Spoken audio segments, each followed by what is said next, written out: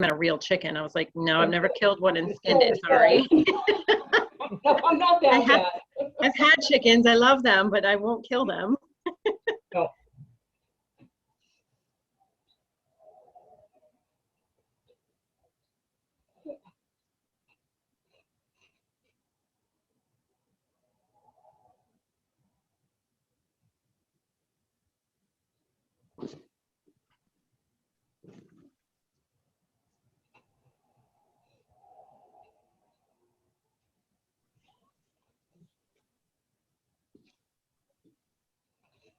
Is anyone else's eye like very flattened? Is anybody else's eye what? Very flat. Oh, yours is like it got ran over. Yeah. River, did you sit on your eye? Maybe it got hit by a car and ran over. Was that like the bottom of your box with stuff on it, maybe? I don't think so. I opened the box, but then I just had it all sitting there the way it Yeah. came for a few weeks. So Mine is kind of flat too. I don't know why. I mean, all the structures will still be there. You'll still be able to see everything. Oh, I wish I had set up outside. You guys are so smart. I was just gonna say, look at y'all outside. It's I know. gorgeous out. What was I thinking? Last time I was indoor, the fumes Yeah. irritate my eyes. Yeah. Oh yeah. I have the windows open.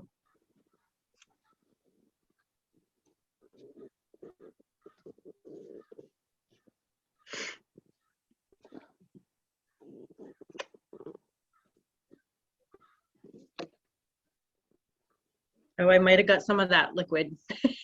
It got a little slippery on one side. There you go. Just a little bit. And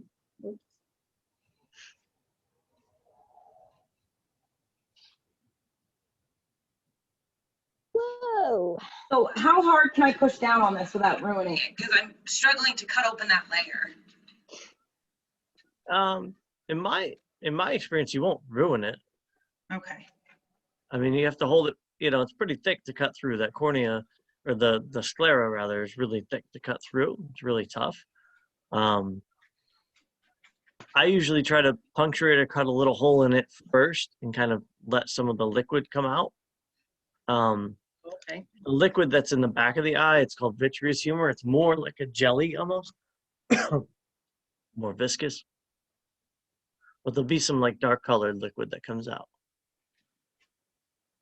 So is the humor, it's different from cerebral fluid? Because I was wondering before I saw your video if it was going to be like that black kind of stringy stuff.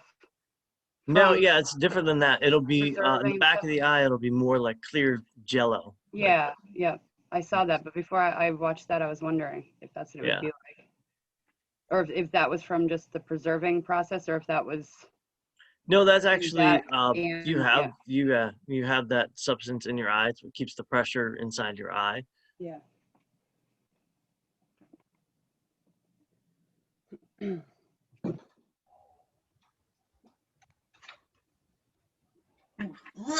Every time I touch the cornea, it like bends. I can't. Oh, I can't touch it. It's so weird. You guys want to see an eye? What? My son's got his friends here. They're like, what? What are you Yeah, doing? my nephew was like, let's go for a bike ride. He was Yeah. He's not They're into like, it. no, Huh? we're good. Yeah, I had to claim the backyard. My roommate's vegan, and so I was Oh. like, you know, Oh no. You're like, nothing. I'm not doing anything. used to it though. We've killed some chickens that we've had, so Okay.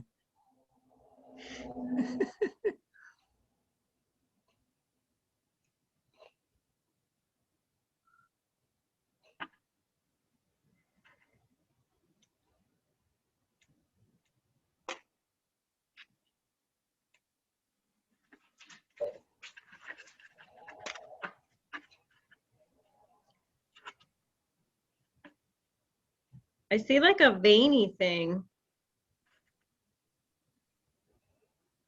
Where?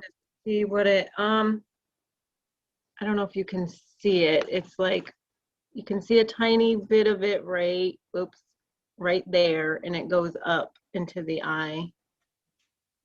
Is that the back of the eye? It possibly. Like right at the back? Yeah. Yeah, so think there so. are, I mean, there is a lot of vasculature. There are a lot of blood vessels in the eye. And actually, that's one of the things we'll talk about is that where all the blood vessels are kind of at the back of the eye, there's a blind spot there where like kind of where the optic nerve leaves the eye that you don't have Yeah. any photoreceptors there, and so you have a blind spot.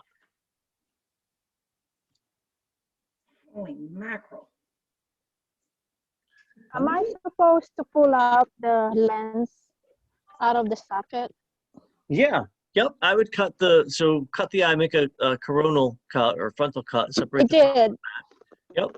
It's And you half now, and I can see Yep. the gelatinous gooey thingy there. Yep. Yeah, you can dump that out and feel it. You can feel the lens, which is actually, I don't know, I think it's pretty cool. They say in the handout it says something about the lens being softer. I've always found the lens to be hard like a pebble. And I found it like that again in this eye that I dissected.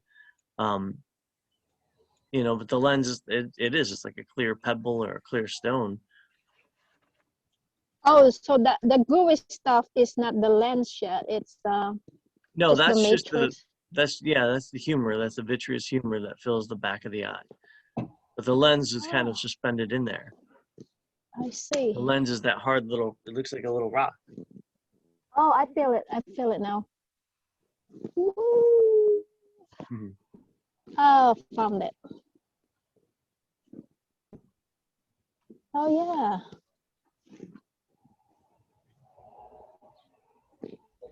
Huh.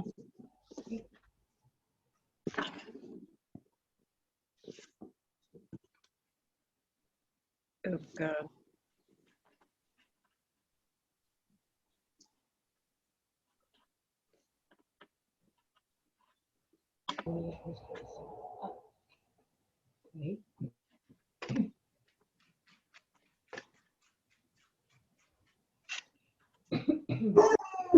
Ugh, for the love of God.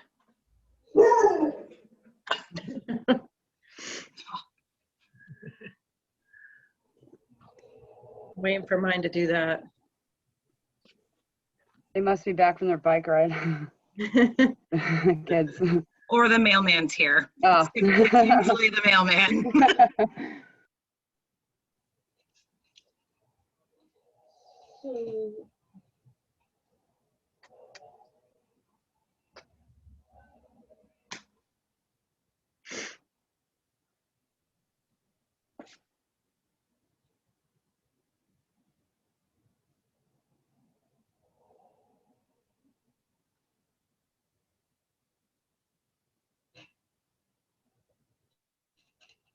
All right. So there it goes. Oops.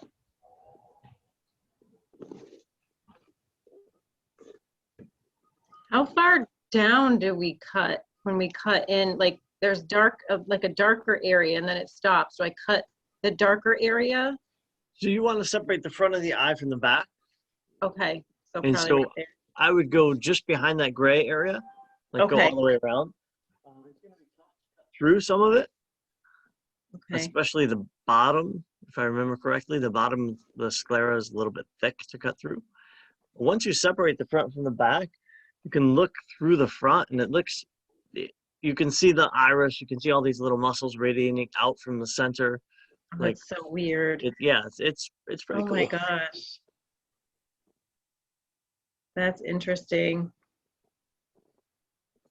And then at the back of the eye, there's this translucent layer it's really beautiful. It's like this blue-green The color. blue, is that, Yep. yeah, I see some of it. I don't Yeah. know if So cut you right, can pick away. Yeah, absolutely. You can use like your tweezers and pick away the jello stuff on there. yeah, And that's cool. what reflects light. So when you see an animal's eyes at night and it's reflecting light, Ah, right? That's what's reflecting the light.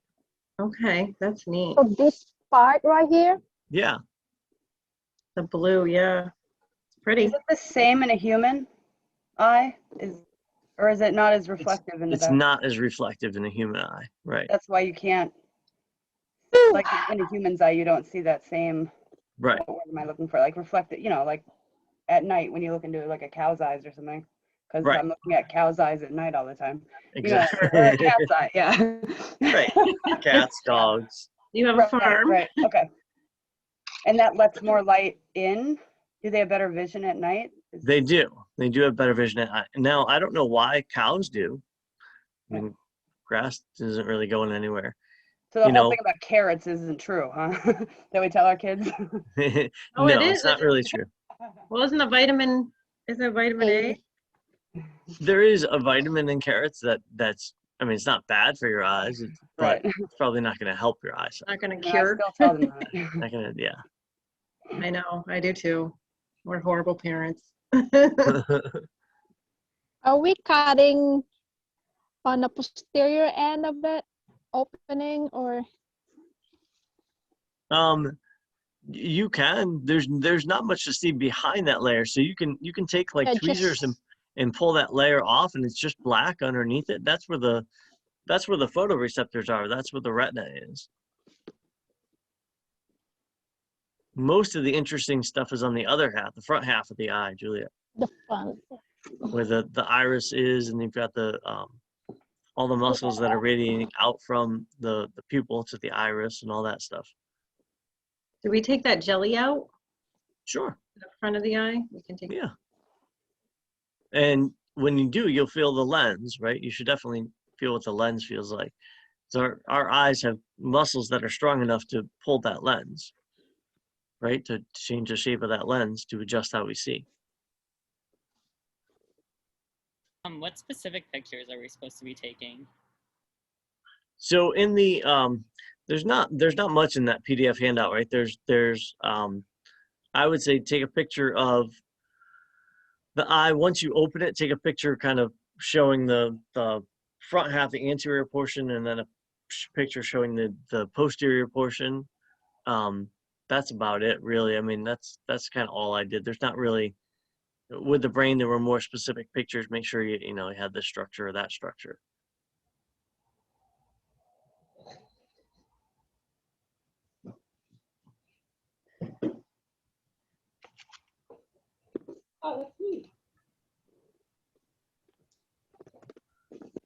Now, I have had people cut through the lens before. I don't recommend trying it only because it's slippery. It'll slip out of your hand. I don't want anybody to cut themselves. But if anybody can cut through the lens, you'll see that it's like a bunch of just proteins packed together.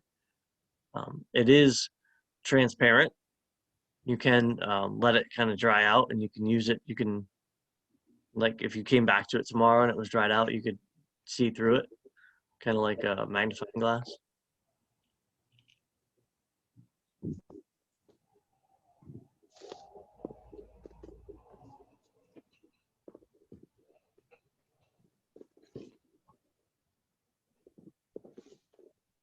So I have a black layer that's pulling out. Is that pulling the lens out? Like, I don't know. Ooh, it's tripping. It's like a whole black layer coming out. Oh, I think it's the lens. So the lens is clear. The lens is like a clear Yeah. little pebble. I can't, I'm trying to get it. Well, I gotta find my tweezers. I have them right here. I feel like I just like found a pearl in an oyster or something. Right. That's what it kind of looks like. Like, yeah, I'm pulling the whole thing So out.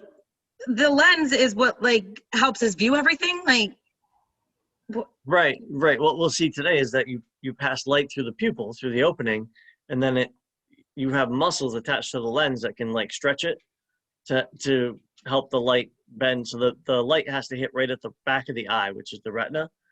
And so depending on how far away things are, those muscles change the shape of your lens to redirect the light rays to the back of your eye.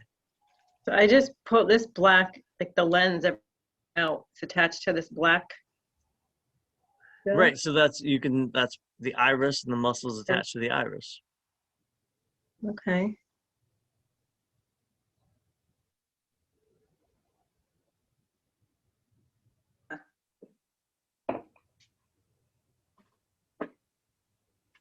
So I've cut mine in half twice, and I started really far back by the optic nerve because I was looking at this picture in the printout or like the diagram we got, and then I tried a little. It was like too easy though, and I didn't get the structure, so I tried a Okay. little in front of that, and I'm still not getting anything. Should I be like right in the middle? So you should be just behind. So there's kind of the cornea, and then there's kind of a gray area outside of that. You should be kind of just behind that, just posterior to that. Okay, I think so. I was like way too far back. You're probably too far back. If you cut through it and you're not cutting the eyeball open, you'll definitely know if you're cutting the eyeball open. Like I said, there's like jelly in there, and there's structures in there that you'll see. It's kind of neat to see the optic nerve channel behind everything, like not in that opening, but further back. Right. Right. Absolutely. That's it. One of the most amazing things to me is that based on how many of those cells at the back of the eye get hit with light, your eye sends these signals through the optic nerve to your brain, and your brain interprets that as a picture. Like your brain comes up with a picture based on that, Yeah. which it's crazy to me.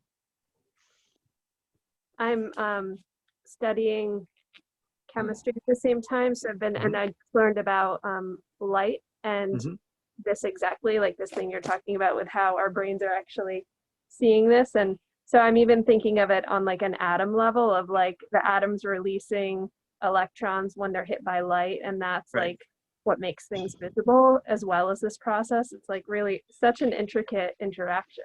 Right. It's amazing that it happens the way it does, or as accurately as it does. Yeah. Nerves are just so cool. Cells are cool. They just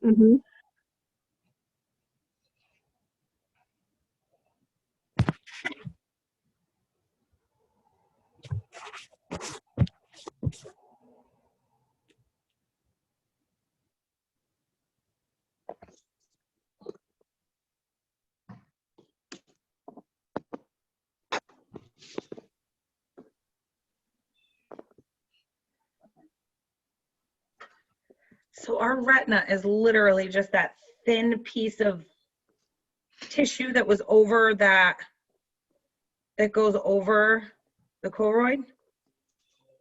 Yeah, it's like a black layer, it's like a piece of paper, almost like paper thin. Yeah. Yep, it's behind the luminescent thing that you found. Yep, that's it. Just that thin little piece.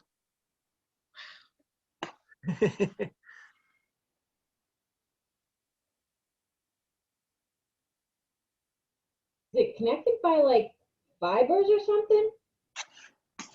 Is what connected by fibers? So the black piece, Yep. the retina, is that connected to the rest of the eye by like some sort of fibers or something? Because it's just not like, it's not exactly just peeling out. Yeah, I mean, there's connective tissue holding it in place. Okay. There's basically the three tissue layers of the eye. There's the retina, there's the choroid, and then there's the sclera. So the sclera is like the outside, the white part. The retina is the inside, and they're connected together. They're just three layers of connective tissue that are stuck together.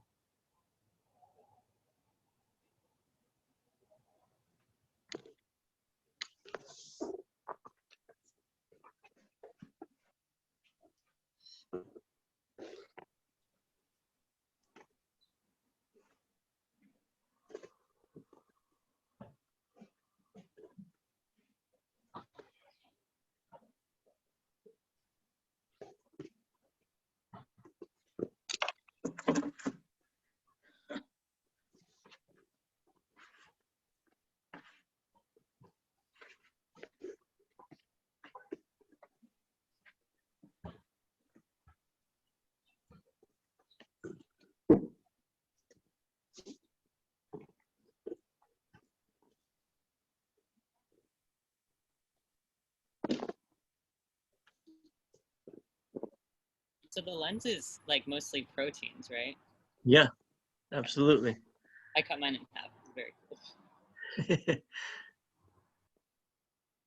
It always surprises me that we can, that we have muscles strong enough in our eyes to move that, to change the shape of that thing.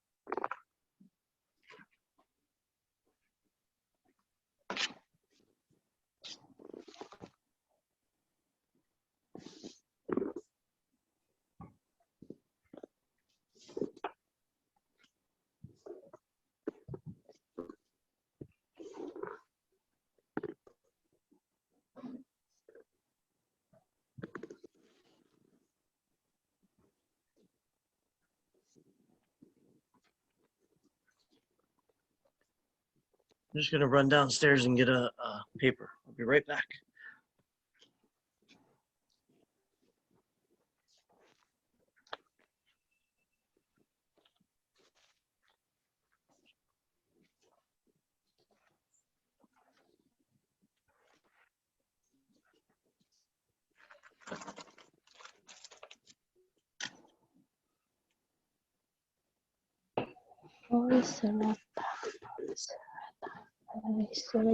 This.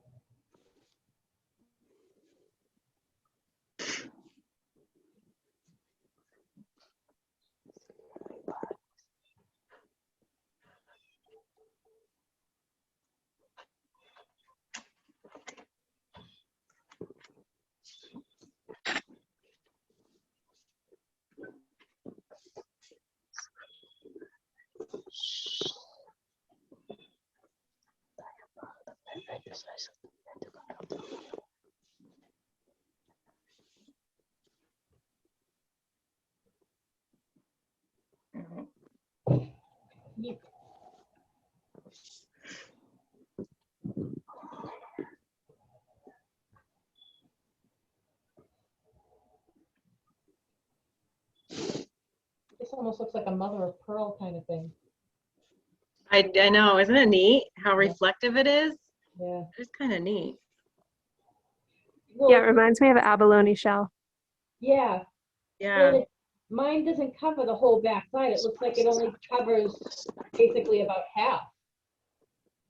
Like, so mine isn't like the whole entire thing. Like half of it is colored, but half of it, like this whole bottom half isn't. I wonder if it moves around like to cover more as it's living. Yeah. Hmm. Wonder if that's about like how the cones reflect light and allow you to see light in the rod. Yeah. Characters that are not colored. Yeah, because it looks basically like there is a clear line that goes like halfway down. Yeah, mine too. Yeah.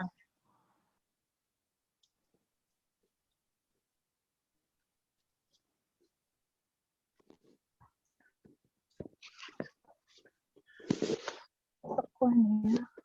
So basically, I mean, to answer your question about the rods and cones, it helps there be more light in the eye, which will help you to see with your rods. You can only utilize your rods to see in kind of bright light.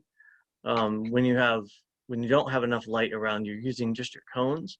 So your cones allow you to see like different shadows and shades of things. You can only see really detailed parts and colors when there's a lot of light around. And so by having this reflective layer, they have more light hitting their cones more often. Therefore, they have better vision even in dim light than we would have. So again, I don't know evolutionarily, I don't know why a cow needs that, but like a cat or something, it makes sense, right? Or a raccoon or something like that that's nocturnal, that makes more sense. But a cow is not really nocturnal and it's just it eats grass. It doesn't have to hunt for its food or anything. Is there a reason why, like, if you look at this, it almost looks like there's a direct line down the middle of the color, was it the corroded? It's basically on one half and not the other. Right. Yeah, I don't know why that is. I don't know why. In some eyes, it looks like covers more of the area than in others, and I'm not sure why.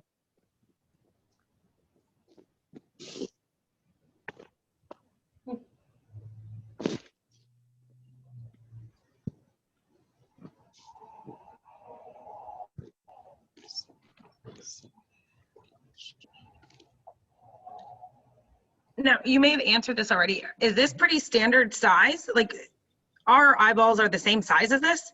No, Okay. our eyeballs are not that big. Okay. Think about a cow. A cow's got big eyes, right? Yeah. Okay. If you ever come face to face with a cow, they've Oh got my bigger eyes God. than us. Yeah. No, that's not as big as ours.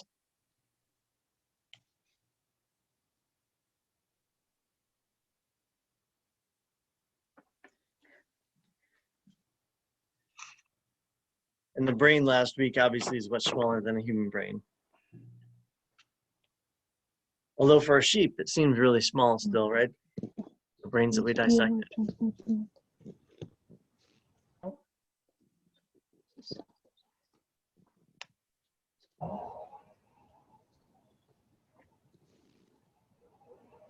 Let's get clarification about what you were saying a few minutes ago about, Mhm. I thought that the rods were the ones that help you to see in dim light. They do. The rods are what you use to see in dim light, and the cones are only used in bright light. So by having that layer that reflects light, animals that have that have more light, so they can utilize their cones even if there's not much light around. Whereas like we have to be in an area that's bright. We have to, like if you wake up in the middle of the night in your room, you can see stuff, but it's just shadows. You can't see, colors and nice defined lines. So animals that have this, what is it, tapetum lucidum or whatever it is, the reflective layer, they can see with their cones even in more dim light than we can. And what I was saying was, I don't know, evolutionarily, I don't know why cows' eyes are like that. Right? It makes sense for a cat, it makes sense for a raccoon, it makes sense for other animals. But I mean, cows are just eating grass. I don't know why they need that, but I don't know. To see when we're cow tipping them. Right? Exactly. See when somebody's sneaking up on them.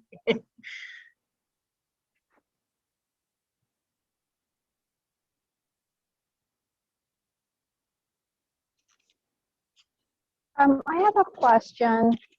So is this the part that narrow when it's bright? Exactly. So the what are they called? The ora serrata. Right? If you look at that from the other side, if you flip that around and look at it from the other side, you see those lines that are radiating out from the center. Okay. Those are called the ora serrata, and they can move that, so that circle that you're looking through is the pupil. And so when it's bright out, those ora serrata make it so that the pupil is smaller, right? To let less light Constrict and the eye, right? Or they can make the pupil bigger if you're in dim light to let more light in.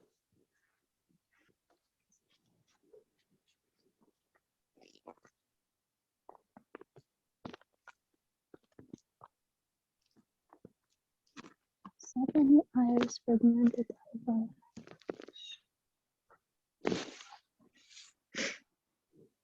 Eye.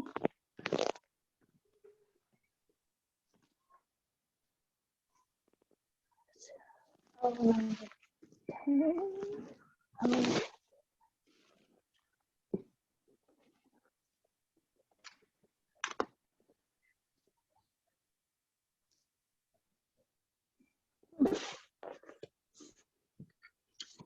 Wow, I can't get over how beautiful this back part is. Is that the coracoid? Am I reading that right? The layer that's reflective. Is that what you mean? Oh, Yeah. I didn't hear you, sorry. The layer that's reflective, the one that's Yeah. translucent. It's called the tapetum lucidum. It's just it's like a layer that's over the choroid that reflects light. Oh, so it's just a thin thing over it. Okay. Yep. It's just so amazing. The colors. Yeah, like one of you said, it reminds me of like a seashell. Yeah, Yeah. like abalone. Yeah. I mean, there must be some like evolutionary piece in there with, I mean, I know that abalone looks that way because like nature does chemistry in water, but Right.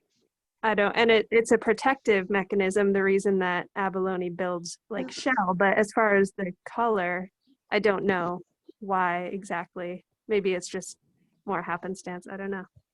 Right. I don't know either. Like, yeah, I don't know evolutionarily why it happens. It could just be that cows, I don't know what cows are closely related to. Doesn't seem like they're related to animals that are predators that would need to have that.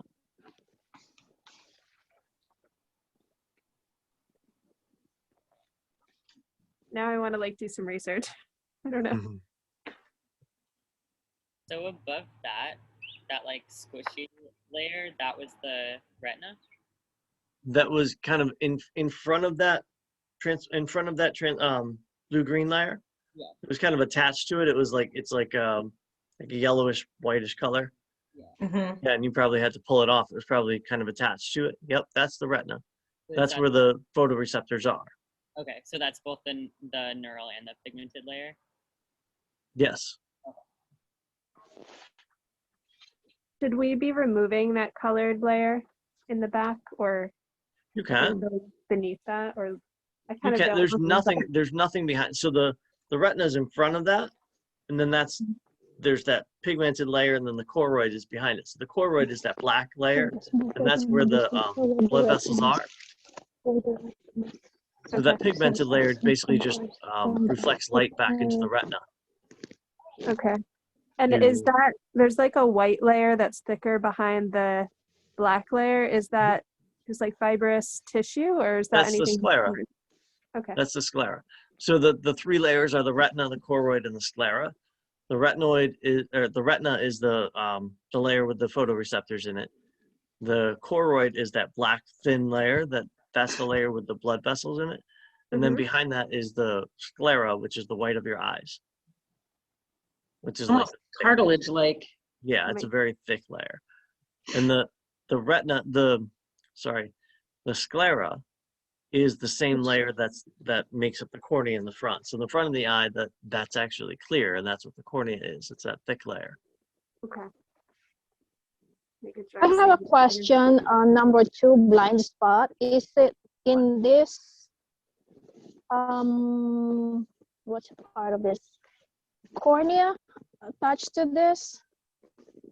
It's the blind spot would be, it's on the back of the eye. It's on the retina. So if you didn't detach the retina yet, you can kind of spread it out the way that it was. Where the retina is attached to the back of the eye, that's the blind spot. Bud, can you check that on the stove, please? No truck. Retina, the light sensitive. Oh. So it's more on the posterior. Mm-hmm. Yeah. Oh, okay. Because I the blind was spot is actually where the optic nerve leaves the back of the eye. At that I point, was looking at this image. I could not differentiate right. the position of this. So they're looking at the back of the eye, the back half. On that picture. Okay, okay. Thank you. You're welcome. What is the lens made of? Is it like a translucent like cartilage? It's so hard. They're proteins. Yeah, they're made. It's just made of protein bound together really, really tightly, basically.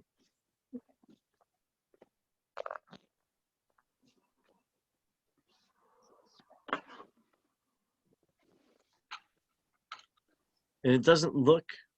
If you cut it open, which I think River said they cut it open, the lens it doesn't look real transparent once you cut it open.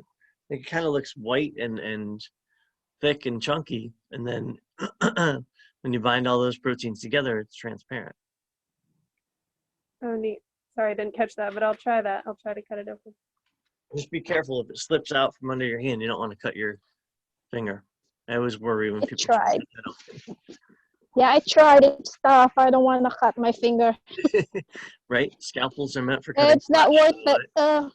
Don't worry about that. I don't know if you can see, but this is what it looks like.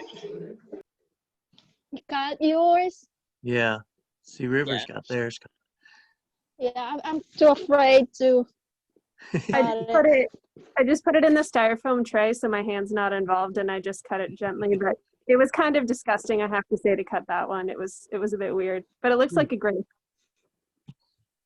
I initially tried to do it with scissors, and it like went to slip, and I thought it was gonna like fly off in a corner of my bedroom somewhere, and I wouldn't be able to find it. So I appreciate that, River. It's like a horror movie. Yeah. Like, what is this? Oh, like a month This is ago, part of an while I eyeball. was dissecting the eyeball. It's not a marble. Yeah, right. Or a piece of I don't candy. know. I Yeah, even better. wouldn't try. It's scary. So to answer the cow, it's so that they can, oh, where did I read it exactly? Just so they can see in the dark things sneaking up on them, basically. But there was something else about ultraviolet light, that they could see into the ultraviolet sphere of light. I'm not really sure what that means. And of course, can't find it now again, but. Ooh, I managed. I cut it. I cut it. I wrapped it up with There you paper towel. There you go. Yeah, to me, it's always surprising that when you cut it, it doesn't look clear. It doesn't look see-through. You know, it doesn't look transparent. It's like a bone. Hmm. It's hard. Huh.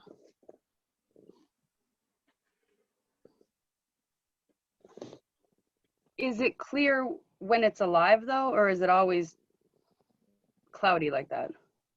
It's more clear when the eyeball is alive. Yeah. Not entirely. Okay. If it looked like this, it'd be more of like a cow with cataracts, right? Right. Right. I mean, I think the preservative probably does that to all the cow eyes.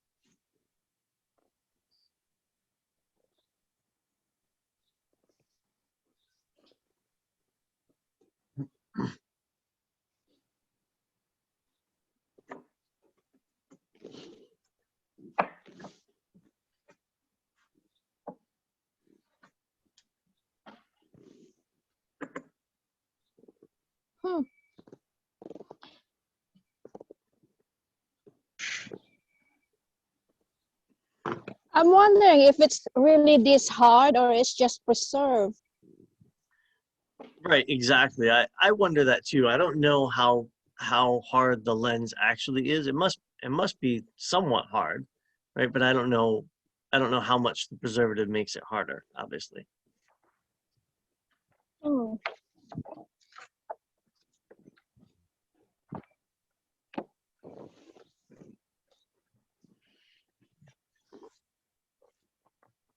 because in that paper, in the PDF, it said that it would be soft. I know, and I don't know why it says that. I've read that too, and I've never dissected an eye and had that lens be soft. It's always a pebble like that. It's always a really like a rock hard pebble. So I don't know where that statement comes from. I saw that in the PDF as well. I mean, I've never been able to squeeze a lens between my fingers. You know, it's too hard to do that. Well, now that I cut it in half, I can Uh-huh. literally like use my fingernails to peel away the layers. Like it's Right. just like peeling apart. It's Maybe like, that's what they mean by it's almost soft. like a fingernail, right? It's almost like, Yeah. yeah. See it? It's, well, my gloves are all in the way, but it's like Yep. peeling away. Hmm. I'll take a picture.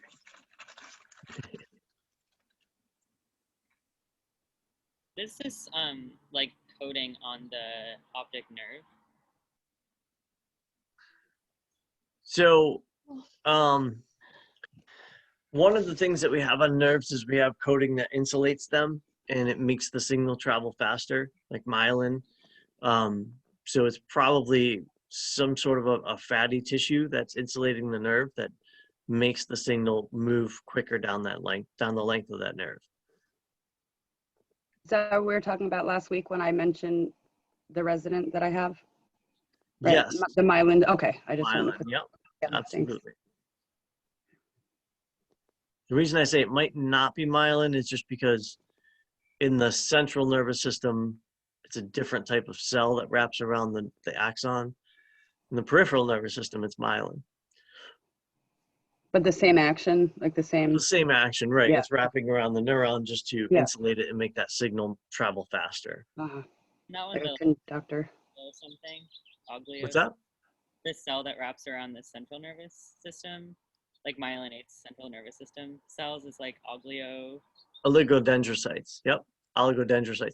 In the peripheral nervous system, they're Schwann cells, which create the myelin.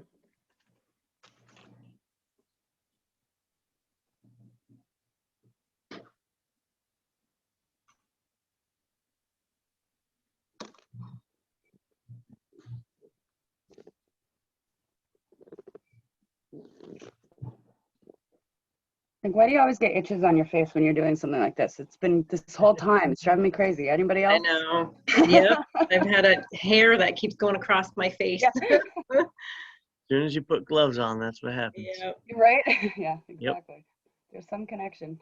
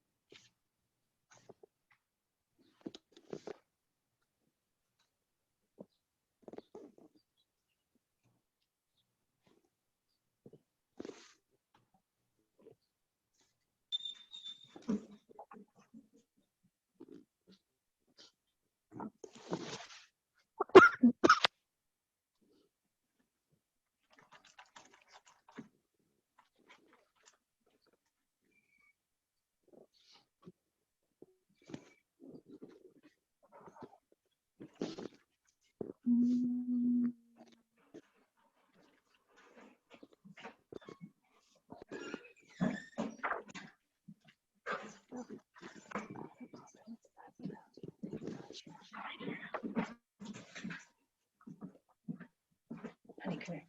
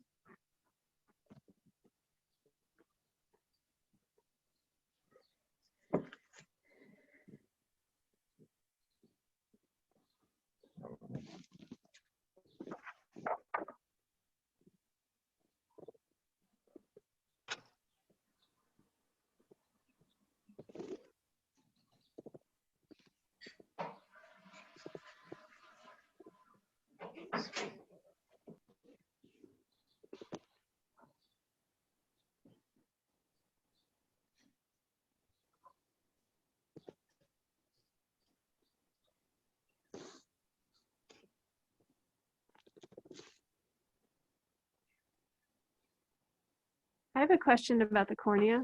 Sure. Is there, I think this is the top I'm looking at, on the inside, like after I've taken off the serrata, the black part underneath, it looks like there's like a designated flap connected to it that comes into the eye, or is Yep. that, yes? Yep. Did you mention that and I missed it? No. I didn't mention that, but that is where it connects to kind of to the muscles that are above it. Okay. So that is part of the cornea itself. Yes. All right.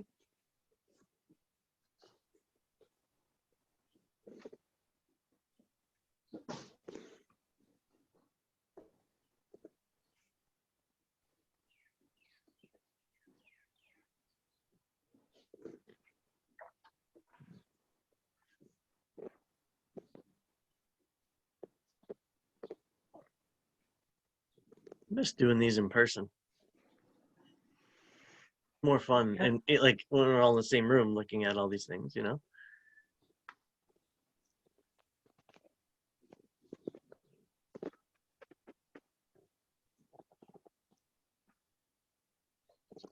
Is the cornea made out of like similar clear proteins that the lens is made out of? No, the cornea is actually made out of similar connective tissue as the white part of the eye, the sclera.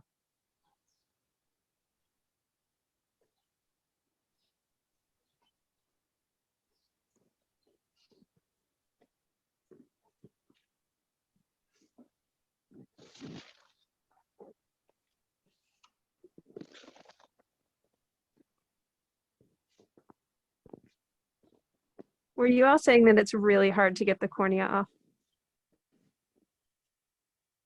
Did you cut the cornea away from the sclera? Should we? You I'm can. trying. No Yeah, reason I not to. did. But it is, I mean, it is just continuous with the white of the eye, so it's probably not all that Okay. easy to, it doesn't just like pop off, you know? That's why then. Okay, that makes Yeah. sense.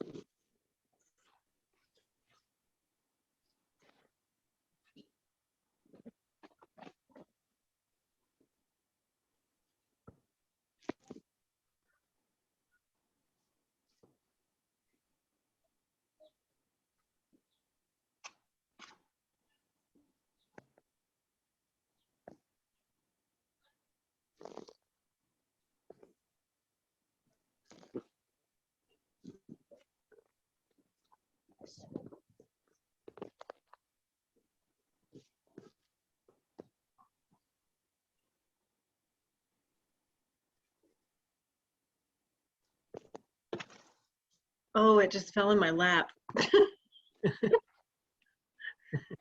Ew.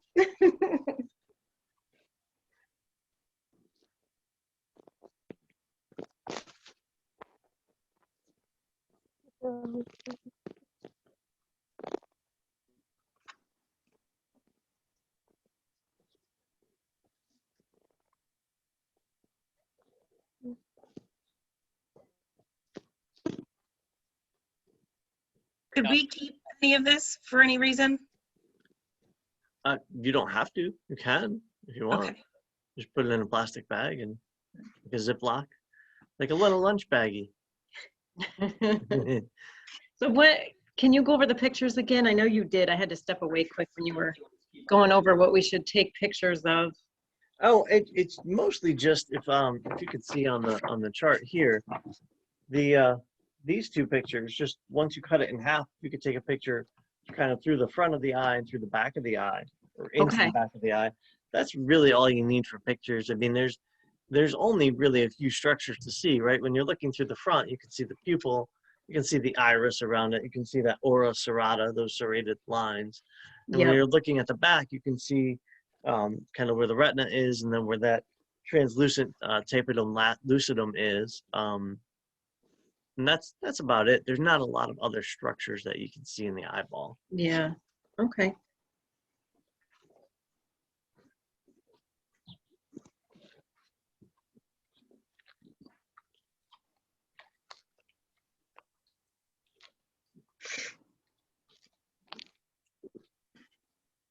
So it seems like a lot of you are kind of wrapping up. It's 1:49 by my computer now. let's say at 2 o'clock, we'll start doing the lecture on the senses. I mean, I'm not going anywhere. I just don't know if any of you guys have to, wash up, put things away, that kind of stuff. Or not, I don't care.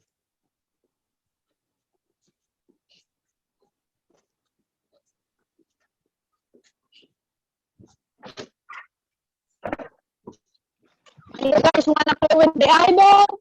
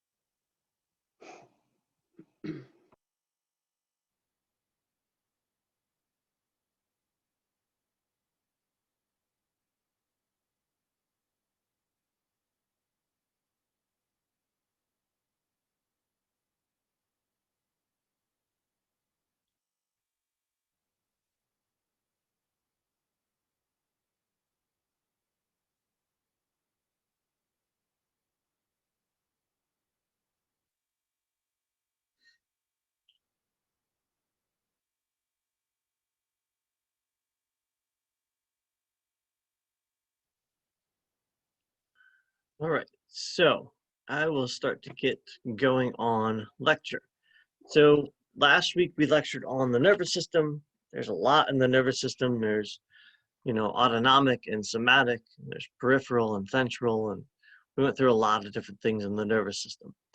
Today's lecture is, and today and tomorrow probably, is on the senses, which are just an extension of the nervous system. So the senses allow us to sense different things, different perceptions, and they all have kind of their own unique ways of going about it. So we'll learn about those a little bit. Okay, so here we are, chapter 9, the general and special senses. There we go. Okay. So sensory receptors are just neurons that can sense something other than the little electrical charge, right? So neurons themselves can sense, they can pick up an action potential. They can pick up that little electrical charge. Well, sensory receptors are basically just neurons that are modified to pick up something other than that, right? So they can sense movement, or they can sense light, or they can sense a chemical. We'll talk about the different types of sensors. So sensory receptors are just modified neurons, right? I just call them modified neurons. That's all they are. So instead of the dendrites being able to pick up an action potential, a little electrical signal, they can pick up some other type of stimulus. It could be heat, it could be chemical, could be movement, right? All different things. We'll talk about what those are.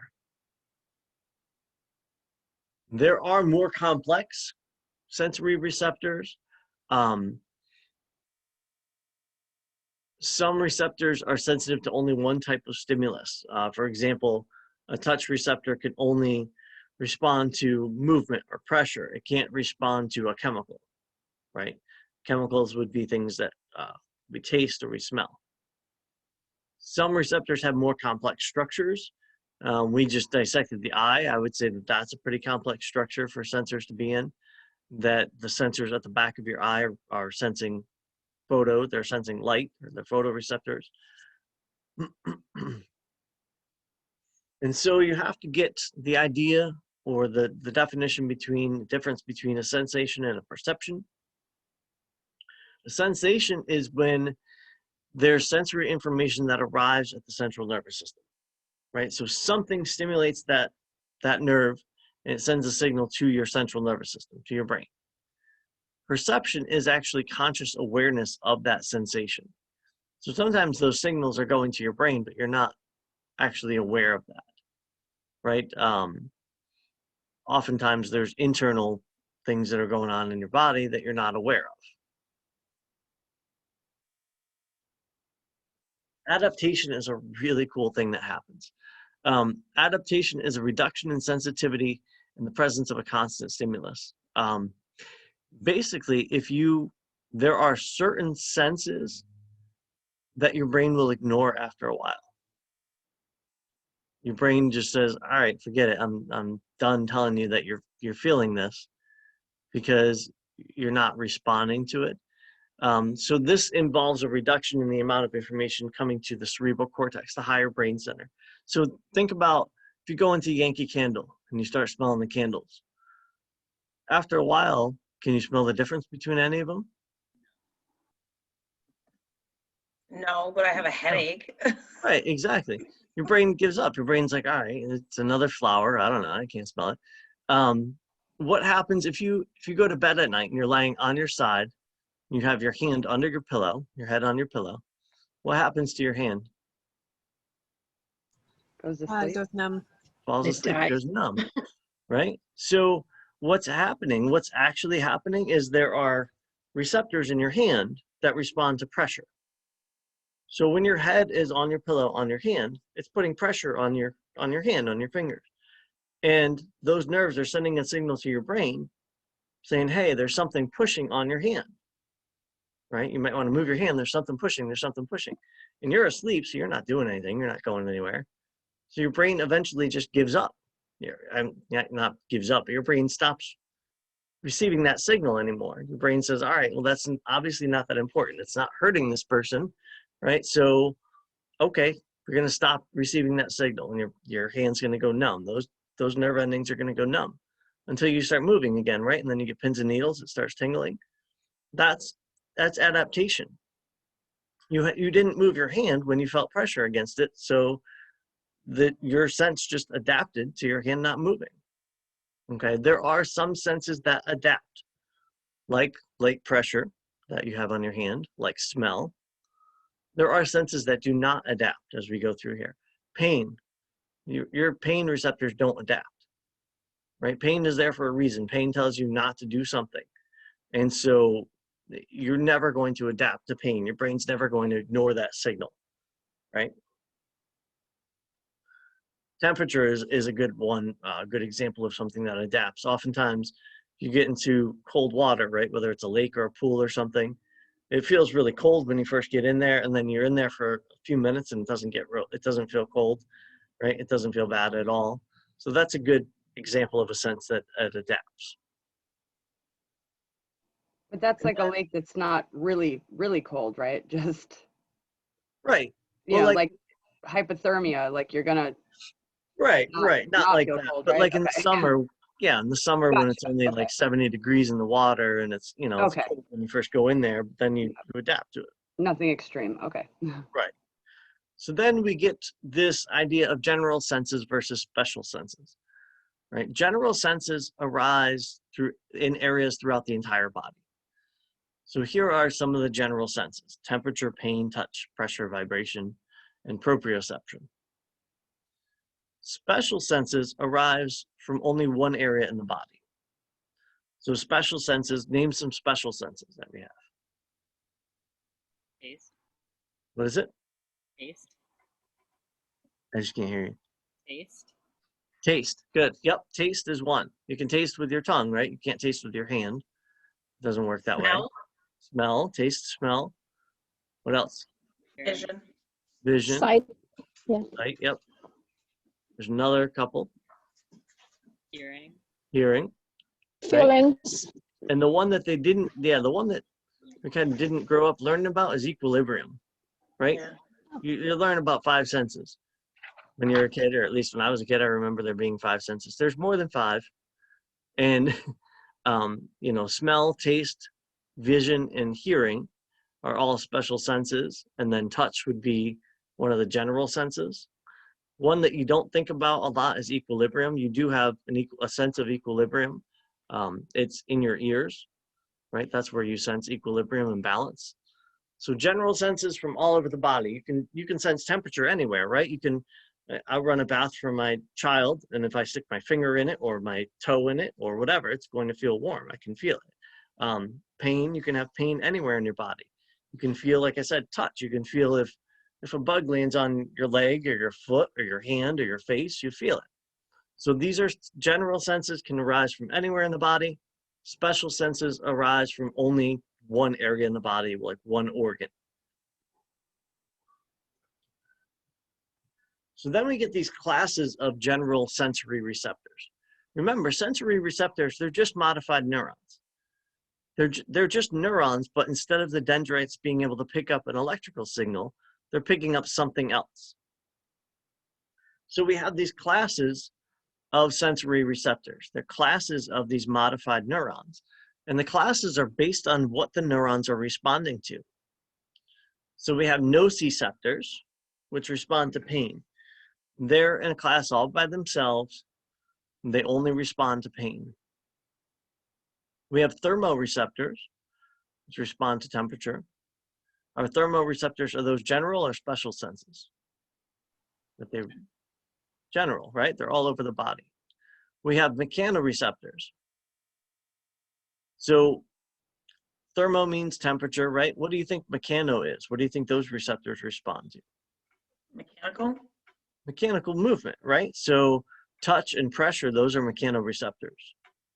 But also your hearing is a mechanoreceptor.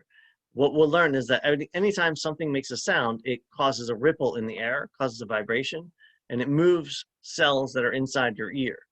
And that's what causes the sensation of hearing.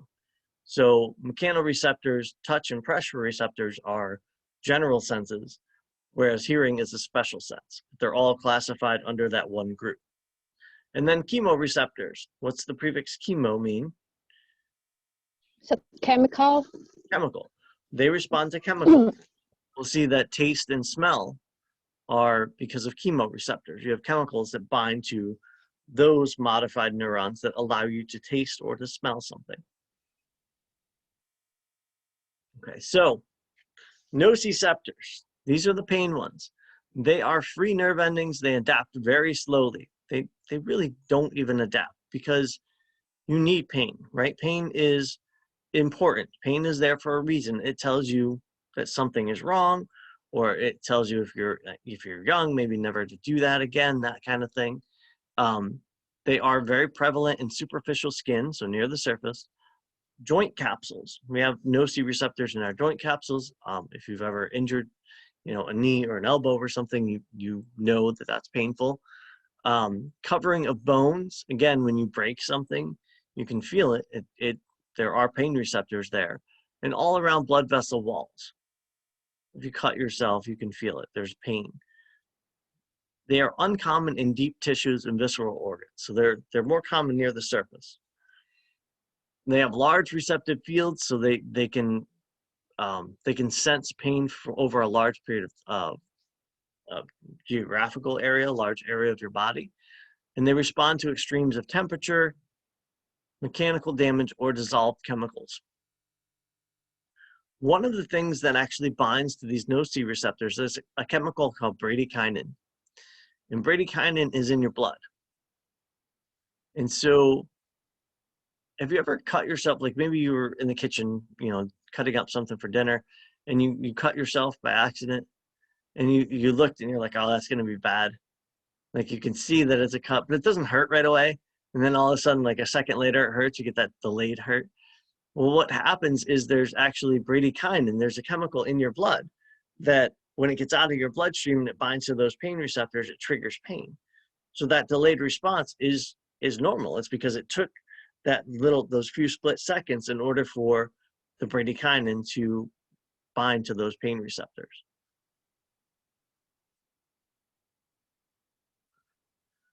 Thermoreceptors. This one's pretty easy to think about. These are temperature receptors. They are free nerve endings. They're located in the dermis of the skin, right? The deeper layer of the skin, your skeletal muscles, your liver, and your hypothalamus. We have cold and warm receptors. There are more cold receptors than warm receptors. There's no really known difference in the structure between the ones that sense cold and the ones that sense warm. They can quickly adapt, right? So pain receptors do not adapt quickly. Think about it. If you are, you're chilly, you go outside and it's a little bit chilly out. After a few minutes, you're not that chilly anymore, right? It goes away. The same thing with heat. Now, the interesting thing is the thermoreceptors that are sensing the temperature inside your body do not adapt as quickly as the ones that sense temperature outside your body. For example, if you go outside and it's 83 degrees, or if you go outside and it's 86 degrees, are you likely to notice a difference? Right? It's a pretty nice day. You're out there in shorts and a t-shirt. But if your normal body temperature is 98, but you have a fever of 101, do you notice that difference? You sure do, right? So the thermoreceptors that are recording and responding to your internal temperature don't adapt as easily, right? You feel that for a lot longer period of time, whereas the ones that are responding to the environment around you, like in your skin, adapt very quickly. Is that to protect homeostasis, like so you're not like intentionally not having as much fluctuation internally with organs and things? Absolutely. Yep. Okay. Then we get to mechanoreceptors. Mechanoreceptors are sensitive to any distortion of the receptor cell's membrane, movement, right? Anything that moves those dendrites, that moves them back and forth, that triggers a response. So we have three classes. We have tactile receptors, touch, right? Tactile is touch. Baroreceptors, which respond to pressure. So I always think of a barometer, right? Some people have a barometer on their wall. It senses the pressure in the environment. And proprioceptors. Proprioceptors sense position. So the position of, say, your limbs, right? Position of your arms and legs. So tactile receptors provide the sensation of touch, pressure, and vibration. They include fine touch and pressure receptors and crude touch and pressure receptors. There are these 6 types of tactile receptors in the skin. That's where most of these things are, right? And that makes sense. So you have these free nerve endings near the surface of your skin that can respond to touch and pressure. You have these root hair plexus that are attached to your hair. So when your hair stands up on your arms, you can feel it, right? It actually triggers a receptor. And it's because the movement of that hair is actually moving that receptor as well. There are tactile discs that respond more to fine touch. If something like a mosquito or a fly lands on you, you can feel that. There are Meissner corpuscles, which respond to fine touch and pressure as well. There are Pacinian corpuscles, which are responding more to deep pressure. And then there are Ruffini corpuscles, which respond to pressure and distortion in deep dermis. So those, the last two there, 5 and 6, are more for, you know, if your arm is caught under something, that kind of thing. Like it's more of a deep pressure thing, not just maybe a bug landing on you.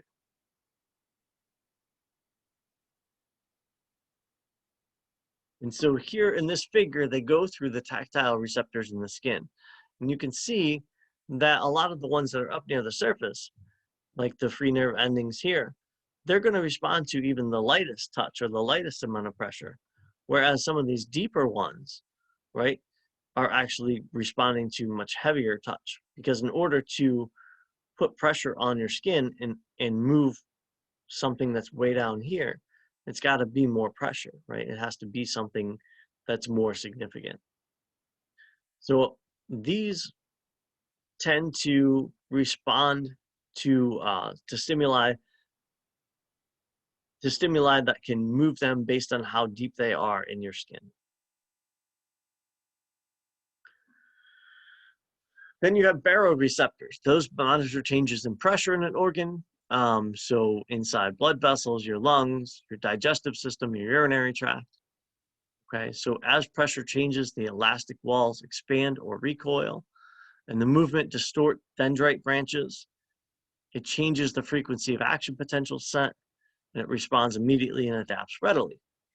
So think about when your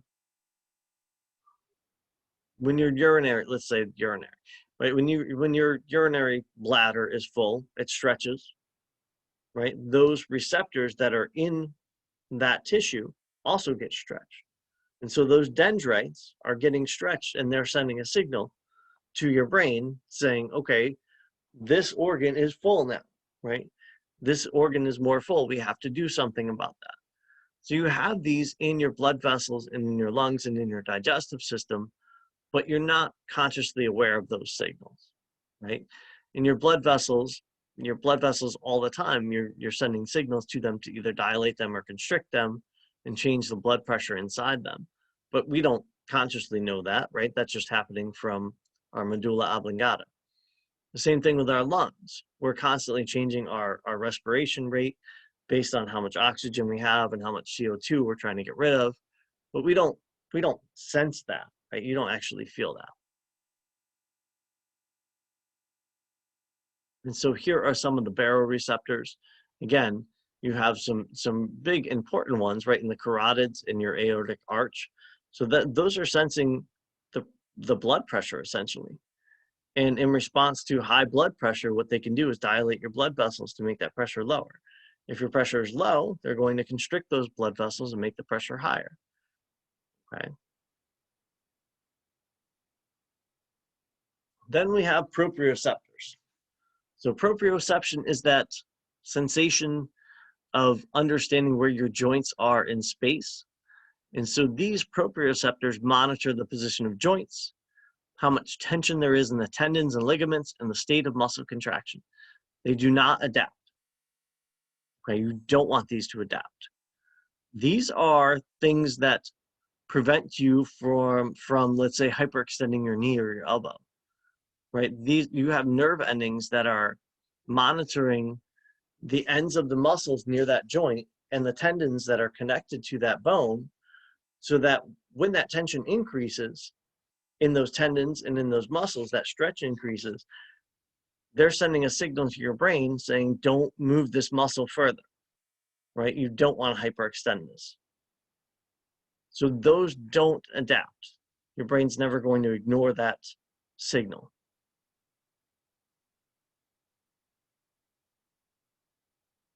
Okay. So we've got thermoreceptors, we had nociceptors before that, we had mechanoreceptors, then we get to chemoreceptors. chemoreceptors respond to chemicals. So the dendrites are modified to respond to chemicals.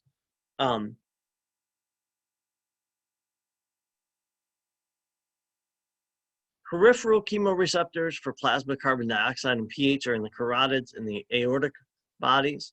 So those are some places that we have chemoreceptors, but mostly what you're thinking about is the sense of smell and the sense of taste.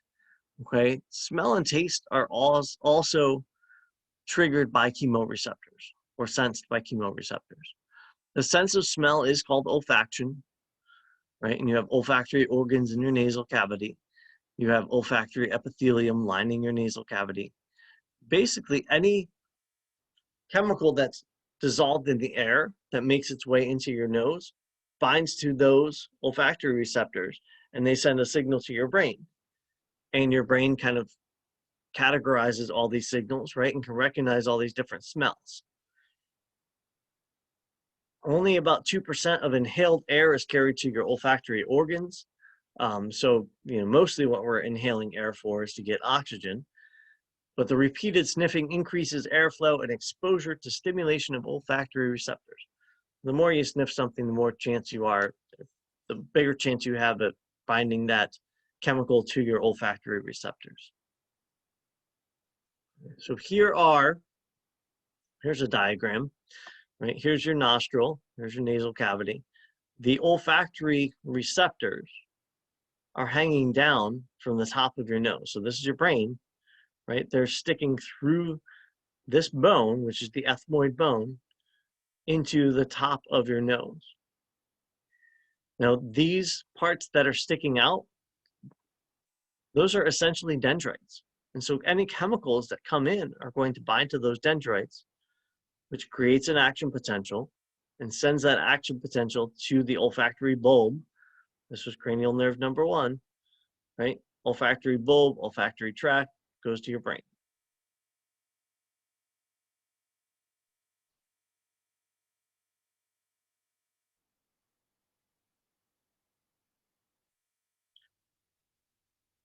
Another chemoreceptor is involved in the sense of taste.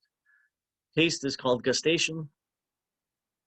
And this time, instead of hanging down, you have these taste receptors sticking up from the surface of your tongue. And anytime you eat or drink anything, the chemicals in that substance bind to these receptors that are sticking up from your tongue. And that gets sent to your brain, and you interpret that as a different taste. So on your tongue, you have these taste receptors, and you have all these other cells around them that support them. That's what makes up the taste buds, okay? So you have these kind of raised areas called papillae. Papillae are like bumps. And on the sides of those bumps are where the taste buds are. And let's have a better picture of this. Okay. So from the top, you can see that there's all these bumps on the tongue, right? And again, this is from the top. So this is the top of a taste bud. Well, if you go down the sides, kind of sticking out of the sides, that's where the taste buds are. That's where the receptors are. So this picture is from the side. The top would be up here. Okay, and so as you eat or drink, substances move across your tongue. Some things are going to fall down these cracks in between the taste buds or in between the papilla. They're going to fall down this crack. So this crack right here is the same as this one right here. And what you have are these taste buds sticking out, right? Their dendrites are sticking out into that crack. So as you're swallowing, as you're drinking or eating something, some of those chemicals are falling down here, and they're binding to those taste buds, right? And they're sending a signal to your brain. Again, here's down below, this would be the crack. The taste hairs are sticking out into that little opening. So a chemical is going to bind to the taste hairs, which are essentially the dendrites, right? And they're going to make a signal. This is your neuron, and it's going to go through the sensory neuron to your brain. Okay. The taste hairs respond to the chemicals in the solution. It needs to be, you need to have saliva. The solution needs to be wet to fall down into those little pits or those little areas where the taste hairs are. It triggers a change in the membrane potential of the taste cell. So it just triggers, it's just triggering the dendrites essentially of a neuron, and it's causing an action potential to be sent to your brain.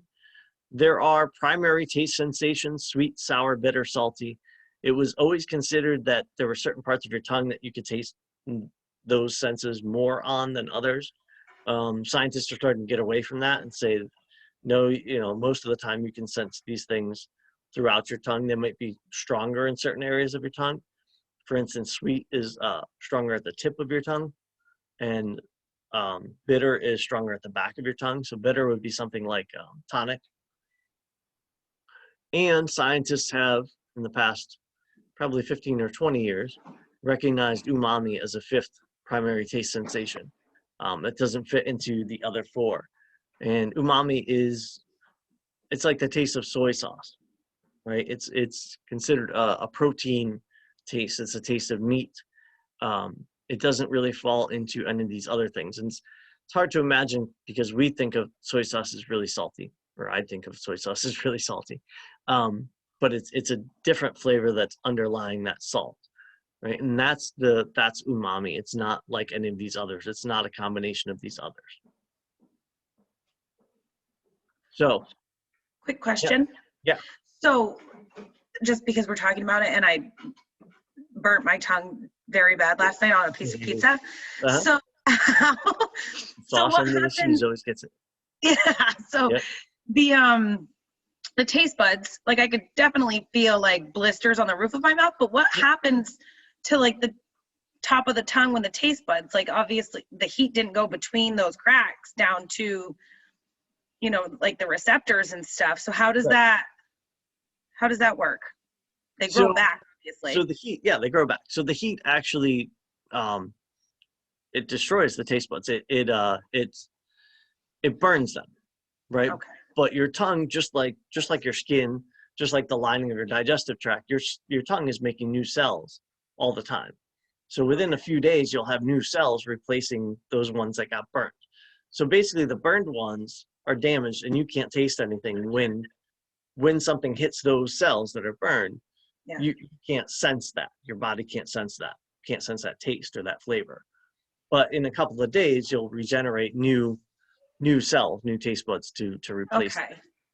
But it just basically, it burns them just like everything else. Okay. But it doesn't, like you probably didn't feel the sensation of it being hot, right, on your tongue. It was numb probably, right? At first, you bite into it because you just can't, I'm not patient when it comes to food. And so then a few seconds later, I was like, yep, terrible idea, horrible idea. Yeah. And as I kept eating the food, I was like, yep, can't even taste it anymore. Yeah, So, that's what happens. Well, thank you. Yeah, you're welcome. So the two senses that we just talked about, taste and smell, are closely related, right? If you smell, for instance, chocolate chip cookies cooking in the oven, baking in the oven, your mouth will start watering, right? Oftentimes, taste and smell are linked, and that's not a coincidence. Behind your mouth and your nose is a cavity called the pharynx. It's open, right? So everything in your mouth is open to your nose. So as you are eating or drinking something, the chemicals that are dissolved in the liquid bind to those taste receptors, but any chemicals that are aerosoled, anything that is dissolved into the air, makes its way up your pharynx into your nasal cavity, right, up to your olfactory receptors. So your brain is used to combining information coming from your nose and information coming from your tongue and linking the taste and the smell together. Right? So your brain is taking those two signals and linking them together, which is why when you smell something cooking that's really, something that you really enjoy, your mouth will start watering, right? Because you're anticipating that. If you have a kid and you have to give them like cough syrup or medicine and they don't like the taste of it, what do? Besides spit it back out, but what do they do if they have to take medicine they don't like the taste of? Gag. Plug their That's nose. Oh, their right? nose. And you could tell them to do that, pinch their nose. It will actually take away most of the taste of it. Well, when you have a Pinch cold, their you nose can't while they- taste anything, Right. If they have a cold, they shouldn't taste anything anyway. But which is the I used worst. to do, one of the reasons why I miss doing some of these things in class is there's a really cool experiment that I do, and it's so simple. But I've done this at different schools, and you take, I always get a big bag of those, the lifesavers, right? And they're individually wrapped. They're pretty big. They're about the size of a quarter. And there's usually like 5 different flavors in the bag. And I use them because they're individually wrapped. And so what you do is you have 2 people sit together as partners, and you have one person close their eyes so they can't see what color anything is. You have the other person unwrap one of the candies and put it in their hand. And the person who is going to put that candy in their mouth, they pinch their nose, they put the candy in their mouth. And they try to guess. They write down on a piece of paper what flavor it is. They know what the 5 flavors are, right? And they try to guess what it is. Most of the time they get it wrong. And then they let go of their nose, and then they write down what they think it is. And they're like 95% of the time, their opinion changes from just pinching their nose to letting go of their nose. And so a lot of times you can't tell if it's cherry or grape or orange. And it's amazing to think that. Like, you would think, oh, I can definitely tell the difference between those flavors. But when you're pinching your nose like that, you can't. And the reason is because you're stopping your brain from a part of that information, right? Your brain is used to interpreting both the smell of something and the taste of something as the flavor. And so if you're not allowing your brain to understand what the smell is, you've already cut off part of the process. It's a really cool experiment. It's actually fun to do, I think. But everybody's always amazed at how often they get the flavors wrong. It's just so hard to guess what the flavors are. So what's going on with COVID then? With That losing your I don't taste? know. Oh, okay. Well, That- nobody yeah, really knows I don't- anything yet. Yeah, my brother had it months ago, and he still hasn't gotten any taste Wow. or smell back. Huh. So some Wonder if people it are has getting it any- back and some people are not, Yeah. I wonder if it has anything to do with myelin and like just like transmission. Yeah. It might, but it would seem like it would affect other nerves other than that. So it's probably something more like it's affecting the modified dendrites, right? The dendrites that are responding to these chemicals, it's somehow affecting them. Like I don't know if, some protein that the virus makes is actually binding to those receptors. And so those receptors are not open to being bound by the chemicals that they're supposed to be bound by. And it's That I have like a quick when- question. Yeah. Sorry. As we get older, Mhm. are those taste bud decreases? So as you get older, not necessarily. There's a lot of evidence that people who eat a lot of spicy foods, as they get older, their taste buds decrease, and that's because the actual spiciness of the peppers is damaging the taste buds, right? And over time, it's just eventually that's something that you're not going to taste anymore, right? So, like my grandfather always ate really hot foods, and as he got older, they had to be really, really hot for him to taste them, right?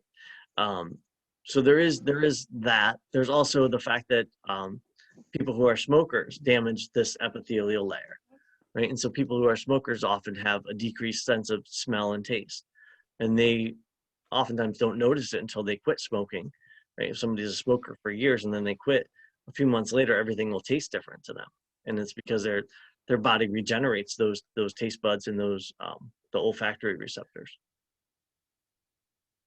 Okay, it's just the way we were taught in a senior community that we have to add more spices because as they get older, their taste bud decreases and they don't taste the food anymore. Right. I think it's almost more of like an adaptation thing where they have tasted that sensation or been exposed to that sensation so many times that their brain doesn't respond as quickly anymore or as much as it normally would. You know what I mean? So I think Right, it makes sense. you need to put more spice, like you're saying. You need to add more to make them taste that same flavor. Oh, it makes sense. Thank you. You're welcome. What happens with taste when we have a cold then? Why does that happen? So again, think about when you have a cold, your nose, you end up making a lot of mucus, right, to try to trap whatever pathogens are there. And so you can't breathe as well when you have a cold either, right? Because you have all that mucus in your nose. So it's blocking the information coming from your nose to your brain. So the reason that you don't taste as well is because you're not smelling as well. So your brain's used to interpreting the taste and the smell together. So it's just like pinching your nose, right? It's just you're just cutting off part of that sensation. Has your brother's sense of smell been affected as well as taste? Yeah, Oh, wow. yeah, I So know. that's connected, but wow, that's interesting. I wonder with the That's COVID horrible for question, him, though. you know how COVID like tends to replicate first in the nose, and I wonder if like there's direct damage to those areas specifically because that's where it first is like entering, and it's also where it's propagating like initially. And Right. inflammation, the inflammation part of it, you know? Yeah. Mhm. I mean, there's so much like mysterious stuff happening with Yeah. it in the brain that we don't know about yet, but Right. Wow. it's weird. It is. It's something. Yeah. Anybody have their vaccines yet? I just signed up. Yes, I Yes. did. Nice. Both of them. I did, but I got my first shot, but I am highly allergic. I went to Oh. the emergency department and they told I am diagnosed with general reaction to the vaccine, and they told me to get the second shot. Oh, wow. And it's like, So why? did you say, can you give it to me here at the hospital? And then, Yeah. then I let you No, go?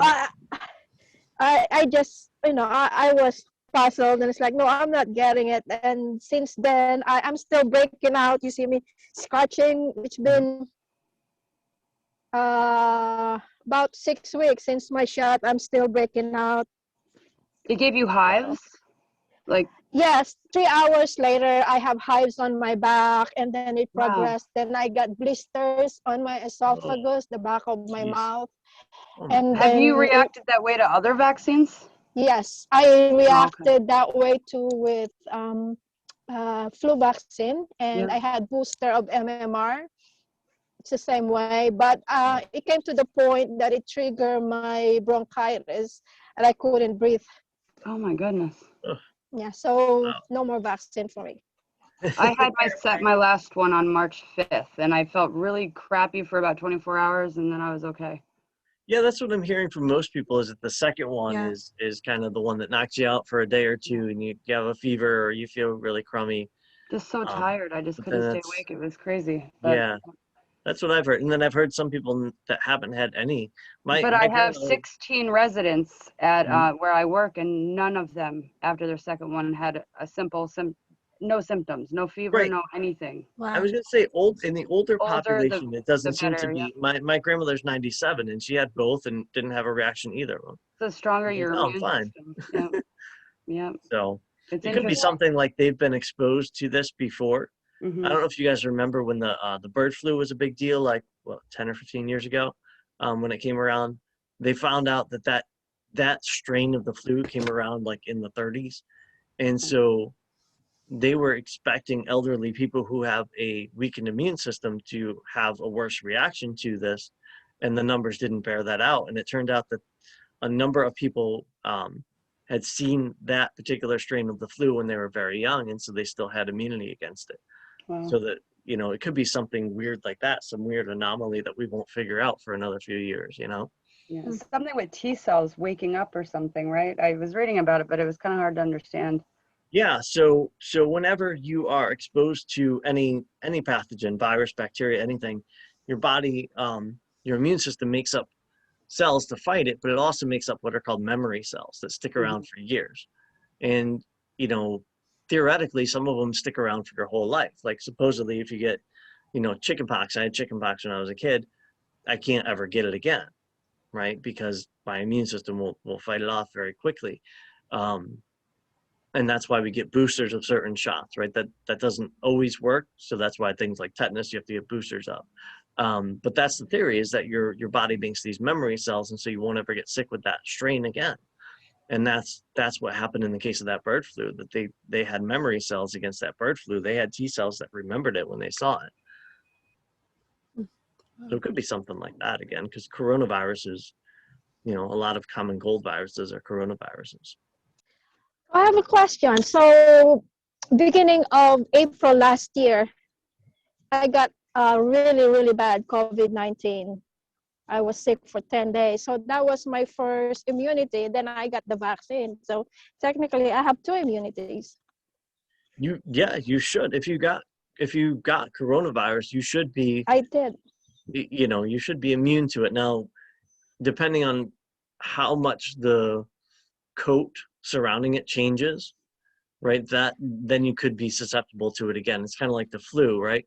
Influenza virus, we've probably all had influenza virus at some point, but there are so many different strains now because it mutates so fast that your body isn't necessarily immune to all of the strains of it. Right. So 2 weeks after I recovered from COVID-19, I went back to work, and I had 4 residents that actively dying with COVID-19. I took off my mask intentionally to expose myself and wondering if I will get it again. I didn't. So I had the immunity. Yeah, I would think you have immunity to it, being that you just had it less than a year ago.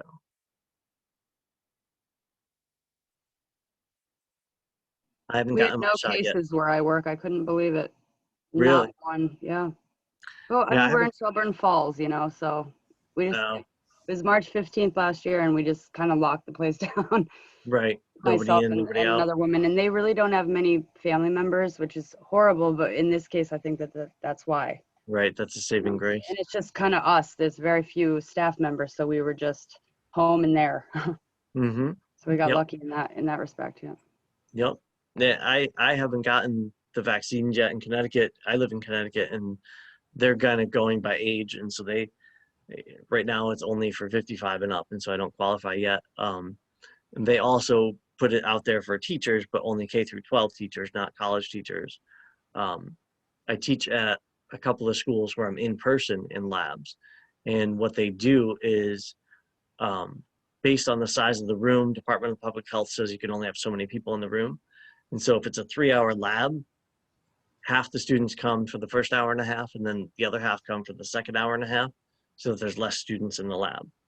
And we all wear masks and face shields and gloves and everything else. But that's how a lot of the schools down here are handling it. My mom's a kindergarten teacher in person, like remote hybrid Uh-huh. schedule. I don't know how she's doing it. I really don't. These kids just, obviously they're 5 years old, Right. I have so much respect for her every day. Yeah, that's she's hard. like, they're like wiping their fingers on the Right. division things, the plastic, like wiping their, drawn on it. And Sure. Yeah, taking their absolutely. mask and trading masks, like, hey, I'll trade you my mask for yours, Yep, because hygiene is not She's the like, same. I wish that I was retirement age. Right. And I think a lot of people are choosing to retire right now. Yeah. From what I think so. understand, a lot of people in the school systems are retiring. They're just Yeah. like, I'm not going through this. I'm not doing Yeah. this. I don't think she'll go back next year. Well, most of them got involved to be like hands-on with kids. Like that's why they became teachers, and Right. they had to do it via a computer screen. That's not why they became teachers. So Right. Exactly. And, and the risk, if you are hands-on with the kids, you've got this huge risk now where, do you really want to put your, children, grandchildren kind of thing at risk with yeah. you maybe getting that. So I don't know. It's a tough thing to say. There's a theory I heard in some of the medical community recently, and there's no science behind this yet, but that if you have a strong reaction, like a really strong reaction that's obvious to the first dose of the vaccine, then it's likely that you may have had coronavirus. And if you have, just some fatigue and like some very common reaction, then it might point to you not having it over the past year. But again, there's no studies behind that yet. It's just Right. something that I don't know, something to think about. That makes sense. Because so the way a vaccine works is that it triggers your own immune system. And if you've already seen something worse, your immune system is going to be triggered at a much higher level and much quicker. And so within a day or two, you would feel symptoms. Whereas if you hadn't seen it before and that vaccine was your first exposure to it, then it would take, you know, a week or two to see any symptoms of it, and your response, your immune system would not respond as strongly. So you wouldn't have as much of like the inflammation and the fever and things like that. So, I mean, it makes sense. Now, I don't, like you're saying, I don't know that any science has been done on it yet. Right now, they're just trying to get as many vaccines out there as they can in as many people as they can. Yeah. My I guess the fever is sister-in-law, really common for the second dose. Like I had a fever on the second dose, and I don't think I had coronavirus this past year. But just so everyone knows, it's like it is very common. Yeah. my sister-in-law works in Bay State as a nurse, and she said her worker had a COVID-19 prior to the vaccine, and she reacted the same way I did. So, you know, it makes sense that the theory, because we both have COVID-19 in the past and get our first dose, and we both really, really sick Mm-hmm. from the first Yeah, dose. and a lot of times that's a lot of times when we get sick, it's our body fighting off whatever the infection is. It's what makes us feel sick is actually our body trying to fight off whatever's making us feel that way, you know. So it's it makes sense. It makes sense that your body gave this very strong reaction when it saw that virus again, second time. All right, I'm going to start going into the eye a little bit, but we will definitely continue the eyeball and the ear tomorrow. So the eyeball, as you guys saw, it's a hollow ball divided by the lens into two cavities. So the lens kind of divides the eye into an anterior and a posterior half, right? The anterior cavity is filled with what's called aqueous humor, which is much more watery. It's very liquidy. The posterior half is filled with vitreous humor, which is more like a jelly. The aqueous humor and the vitreous humor help stabilize the shape of the eye, so they keep the pressure in it to kind of keep it that nice round shape. The eye has three distinct layers. The outer layer is fibrous, the middle layer is vascular, meaning that's where the blood vessels are, and the deep layer, the inner layer, is the retina, and that's where the photoreceptors are. And so here is a picture of the eye. So this is looking from above, and you can see that in white is the fibrous layer. Now, most of that is actually white, the sclera of your eye. That's where sclera is the white of your eye. But it's continuous with the cornea, right? The cornea is part of that fibrous layer, but the cornea is transparent, right? That's the front of the eye that's transparent. The middle layer, which they're showing in yellow here, is the vascular layer. That's where the blood vessels are. Most of that is called the choroid, except near the front, you have ciliary bodies, which are attached by muscles to the lens. And the iris is actually part of that pigmented layer. The iris is obviously what makes your eye green or brown or blue. And then the inner layer, which is shown in pink here, is the neural layer, right? This is the layer that has the photoreceptors on it. This is the layer that you want light to hit against so that you can make an image. And basically, as light is hitting the photoreceptors in this layer, they're making action potentials, and they're sending them through this nerve here, the optic nerve, to your brain. And your brain is interpreting how many photoreceptors get hit and which ones are getting hit and how frequently they're getting hit, and it's creating a picture. The brain, what the brain does to create the picture is amazing. What you see with your right eye goes to the left half of your brain. What you see with your left eye goes to the right half of your brain. And you don't ever see overlapping images, right? Your field of vision overlaps. What you see with your right eye overlaps with what you see with your left eye. But your brain puts them together in a way that allows you to see depth. You don't see double vision, right?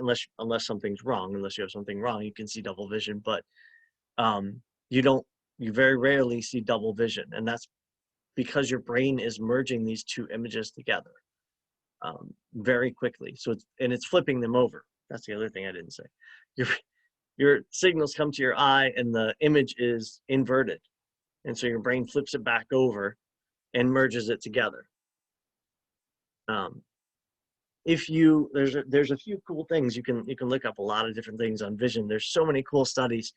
But if you're looking to the left side of the room and you quickly turn your head to look to the right side, you really didn't see anything that was in the middle, but your brain filled it in based on the fact that you've been sitting in that room for a while and your brain has taken notice of what's there. So your brain can play tricks on you. It can put something in there that's not there or delete something that is there. You know, I always tell people, this kind of freaks people out, but when you're watching TV or when you're watching a movie, nothing's moving, right? Your brain is just interpreting that as movement. It's just flashing images up there faster than your eyeball can keep up with it. And so you see that as movement. It's like a flip book, right? It's like if somebody drew something in the corner of every page of a notebook and flipped through it, it looks like something's moving. That's all a movie is. There's just so many, I don't know, to me, crazy things that your brain does to interpret what you see. And just like with your sense of taste and smell, your brain kind of links those together. Your brain can link other things into your vision, right? If you hear something, your brain can say, oh, there must have been something over there, right? And sometimes you'll swear you saw something over there, but there's nothing there necessarily. It's just your brain putting those images in there. One thing that I almost always point out is that our eyes face forward, right? What we see with one eye overlaps with what we see with the other eye. And like I said, your brain puts those images together. That allows you to have depth perception. That's because we were hunters at one point, right? And depth perception is really important if you're going to chase down something. You want to know how close you are to it as it's moving and you're moving. So if you look at any animals in nature and their eyes are set forward, it's because they're predators. So think about a cat, right? Think about any big cat. Their eyes are facing forward, right? Because they have to attack something. They have to basically sneak up on something and chase it to attack it for their food. Now think about, we were talking about a cow earlier. Think about a cow or a deer or a rabbit. Where are their eyes? More on the sides. They're on the sides of their heads, right? A deer doesn't have to chase down its food, but the deer has to look in as many directions as possible. It has to look in as wide of a direction as possible because it's the predator, right? It has to look for things attacking it. Same thing with a rabbit.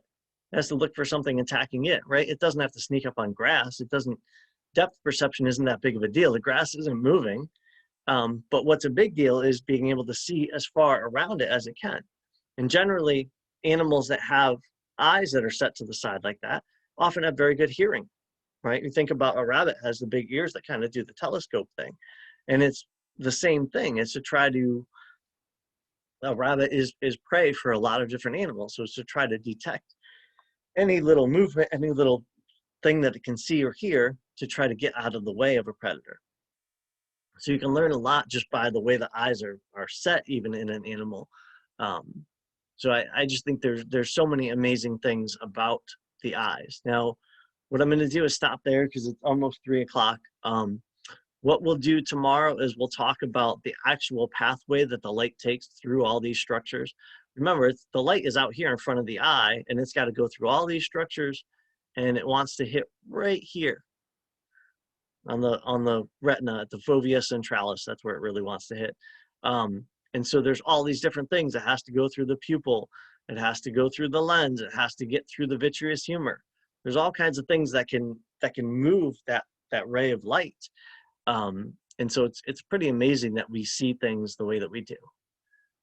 So I'll stop there. We'll pick up there. I have a quick question. No problem.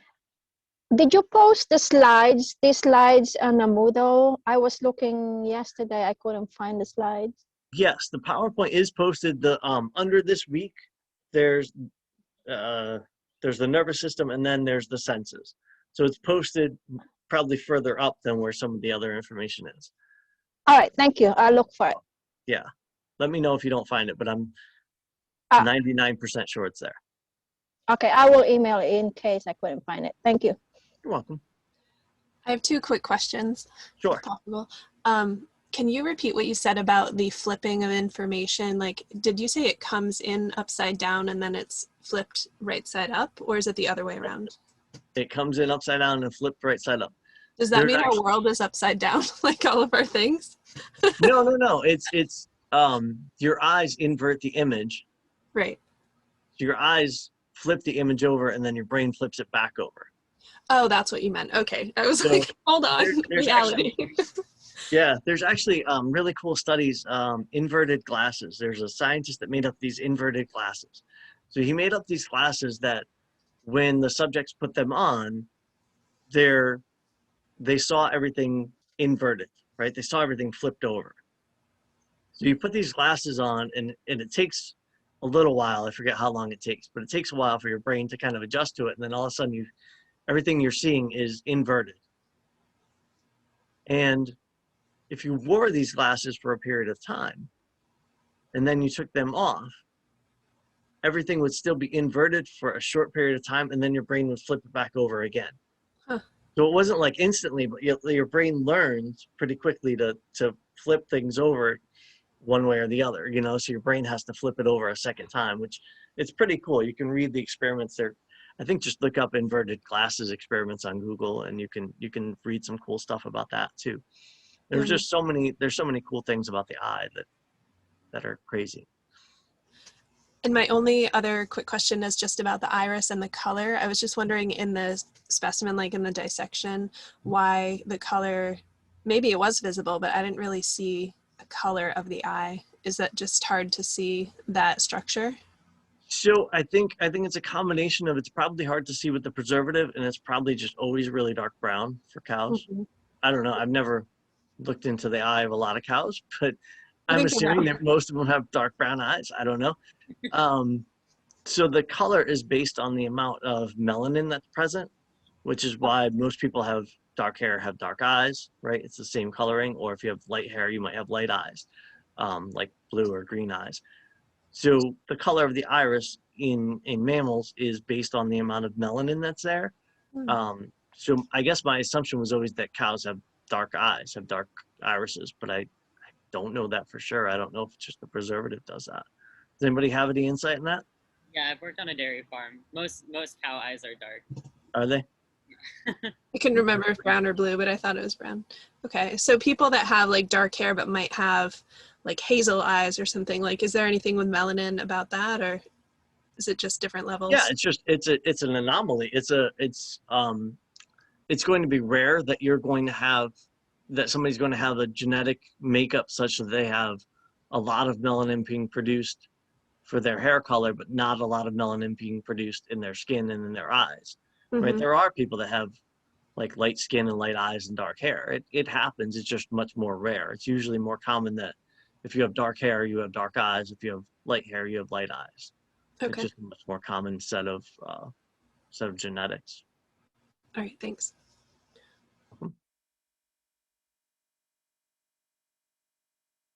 Other questions? We're completely off next week, correct?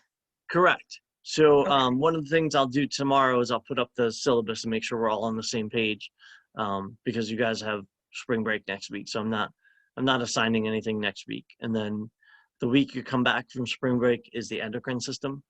And then we'll have a test on nervous, senses, and endocrine system, because they're all kind of linked, kind of related. Okay. Yeah. Right. I think on mine again, I have an assignment due the 25th. It's one of the quiz. I don't know if it's a census quiz. Okay. It's messed up again. That's the last one that's out of order. Okay. I don't know. I'll check I it don't out. know why. Okay. I just didn't know if I didn't do it, am I going to miss credit for it? Because it's spring break, and I feel like it's just that access code. I think I probably accidentally assigned something during spring break, and what I have to do is just go in and move it.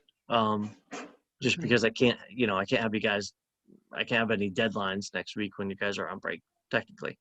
So, yeah, so I'll go in and move that. So I need to go into Pearson, because I'm pretty sure I did assign something due during that week.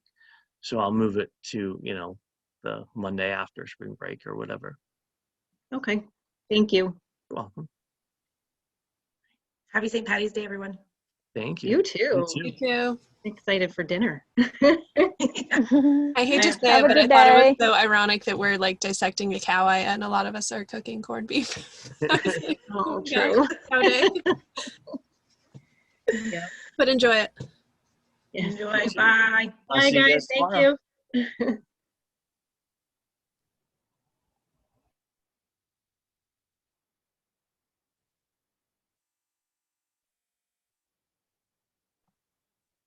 Hi. Hi, Ash. I didn't know if Nicole needed to talk to you first. She didn't say anything, so I'm assuming maybe she stepped away from her camera or something at the Oh, moment. okay. I don't Okay. know. No, I just had two questions. One was more about the grades switching over from